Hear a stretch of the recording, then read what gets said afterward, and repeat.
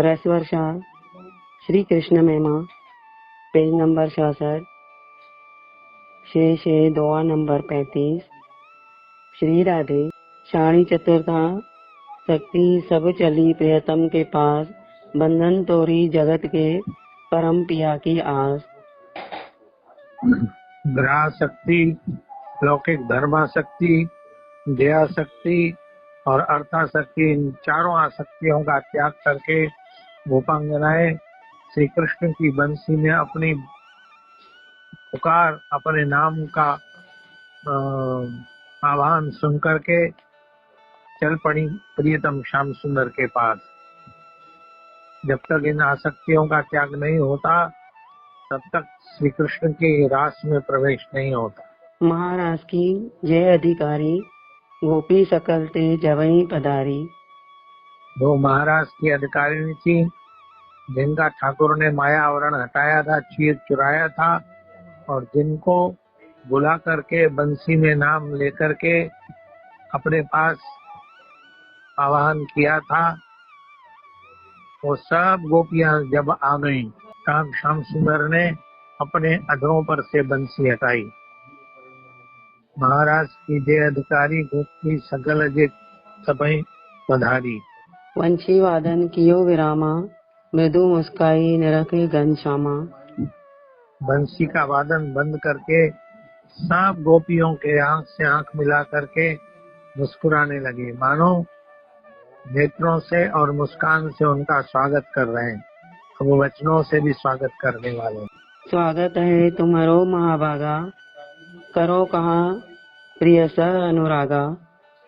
हे महाभागा गोपांगनाओं, तुम्हारा इस वृंदावन में स्वागत है। कहो मैं तुम्हारा क्या प्रिय करूं। अब ठाकुर बुला करके ये पूछने लगे कि तुम यहाँ क्यों आई हो। कहा ब्रज में को असुर है आयो, कह देखत वन शरद सजायो। क्या वन में कोई असुर आया है इसलिए तुम उससे डर करके भाग करके यहाँ आई हो, या इस वन की शरद ऋतु में जो शोभा हो रही है, फूलों से लड़झड़ता, बेलों की हरितिमा, शरद की सीधी सीधी बयार, चंदा की चांदनी, शरद चंद्र का दिव्य स्वरूप, इस संध्या में शरद की पूर्णिमा को वन की कैसी शोभा हो रही है वो देखने आई हो। माता पिता बंधु पति तुम्हारे, खोजेंगे जाओ गृह रोरे। तुम्हारे माता पिता बंधु और पति लोग तुमको खोज रहे होंगे कि इस सायंकाल के समय में गोपियां कहाँ चली गई। जाओ, तुम्हारा घर बहुत सुखदायी और अच्छा है, अपने घर लौट जाओ। पति सेवा स्त्री को धर्मा, वेद पुराण शास्त्र मत मर्मा। पतियों की सेवा करना स्त्री का परम धर्म है, अथवा यूं को लौकिक धर्म है, सबसे बड़ा धर्म है। पति सेवा स्त्री को धर्मा, वेद पुराण शास्त्र मत मर्मा। वेदों और पुराणों और शास्त्रों का यही मर्म और यही उपदेश है। पति ईश्वर स्त्री के हित, पति ही साड़ी भटकाऊं जन इत उत। स्त्री के लिए पति ही ईश्वर का रूप है। पति को छोड़ करके इधर उधर कहीं नहीं भटकना चाहिए स्त्री को।